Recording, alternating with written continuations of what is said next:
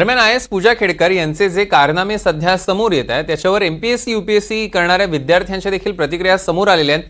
पुणे IASच्या प्रशिक्षणार्थी पूजा खेडकर हे प्रशिक्षणाच्या पहिल्या दिवसापासूनच स्वतःच्या खाजगी ऑडी गाडीवर लाल दिवा लावून अवाजवी सरकारी सोयीसुविधांची मागणी करत होती आणि चमकोगिरी करणाऱ्या ट्रेनी IAS अधिकारी पूजा खेडकर हिचे आणखी असे कारनामे उघड होत असल्याचं देखील विद्यार्थ्यांनी म्हटलेलं आहे।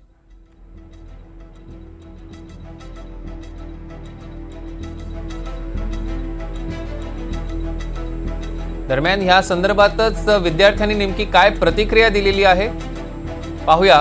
प्रतीक्षा पारखी यांनी साधलेल्या संवादात।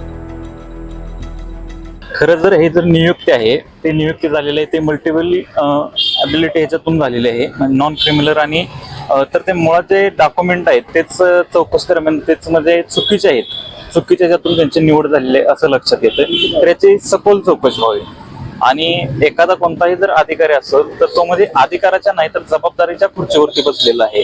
तर याच्यामधून त्यांच्या डोक्यात हवा न जाता त्यांनी समाजासाठी व्यवस्थितपणे काम करावं। आता तुम्ही पाहायला गेलं तर त्यांनी खोटे सर्टिफिकेट घेऊन नोकरी मिळवली असं त्यांच्यावर आक्षेप आहे। त्यांच्या प्रशिक्षण कालावधीमध्येच त्यांचं वर्तन आक्षेपार्ह आहे, म्हणजे त्यांना केबिन पाहिजे, त्यांच्या खासगी गाडीवर लाल दिवा लावतात, वरिष्ठ अधिकाऱ्यांचं ऐकत नाहीत वगैरे, त्यांच्याशी वाद घालतात।